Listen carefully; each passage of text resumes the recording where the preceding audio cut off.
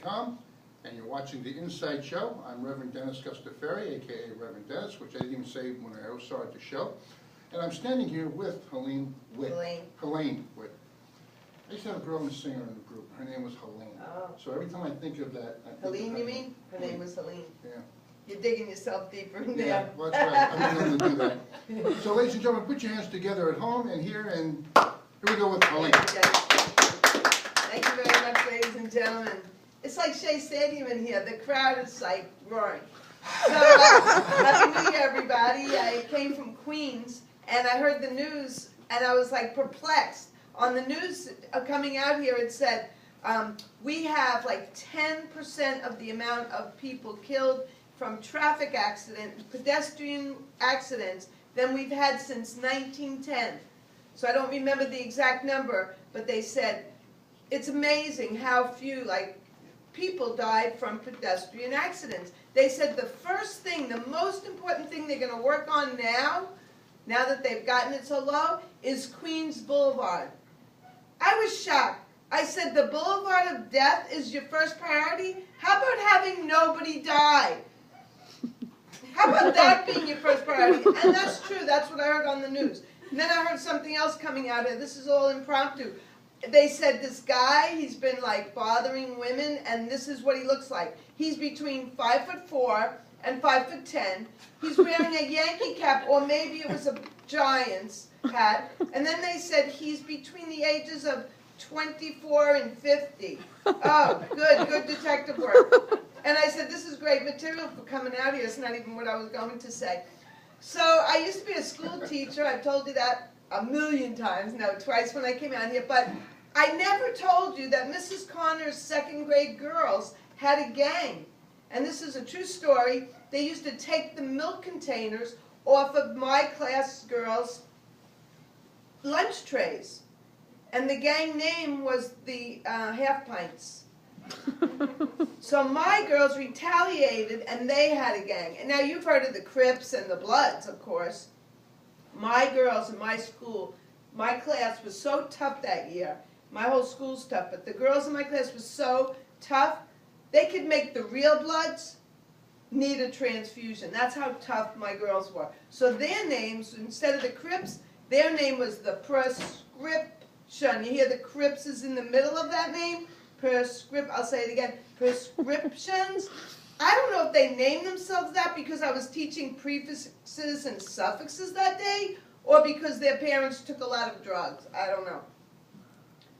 So, very tough school, like I said, and it's very funny. You know, the class of '87 had their pictures up at the school, but then when I went to the post office, oddly enough, they had the same exact class picture up there. But they called it the class of '97 instead of '87. So I started to think, did it really take 10 years for this class to pass woodshop?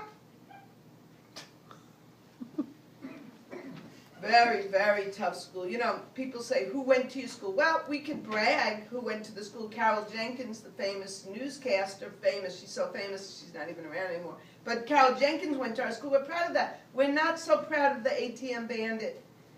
And I didn't teach them that. I didn't. So my school, they say to the teachers, everything's a teachable moment, you know. Everything you use, you integrate life with school. So it was time for measurement, and they don't give you any supplies in my school. You have to bring everything. So I brought in from my home the bathroom scales, teach them measurement. I brought in my Weight Watchers scale, and I brought in my cocaine scale.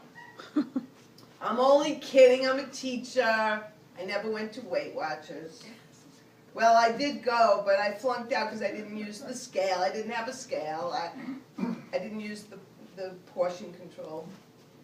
So I said the kids are really tough, like in my school, and they don't just pick their teeth. These kids are rude. That's my car antenna. They don't just chew their pencils like we did in school. They swallow the erasers. Teacher, how do you tell time? That's easy. How long did you have me locked in the closet yesterday? I'm going to change the subject quite radically. You know, getting older now. I'm getting older, and You didn't ever hear this because this is new. I got this like these bags under my eyes as I get older, and you know, if they had these bags during hurricane, what's it called? Like Sarah, Shirley, what's that hurricane called? Sandy. Thank you. That's it. He thought I really forgot it. He didn't know that was part of my setup. So if they had these bags during Hurricane Sandy, the F train would be running in the Rockaways today. So besides these like checker marks, like pound signs here, I got the exclamation points here. This is new. And I got parentheses here. So with the parentheses, the exclamation points, the pound signs, I got a whole keyboard on my face. I'll just lay down and you can just send a text on me. More action than I've had in a while. So in wrapping up, I'll just say this. When we were young, and maybe some of the people in the audience are as old as me, I don't think so, but when I was young, we used to carve our sweetheart's name in the desk because the desks were made of wood. These kids carved their sweetheart's name in their sweethearts. Very tough kids in my school. Thank you very much.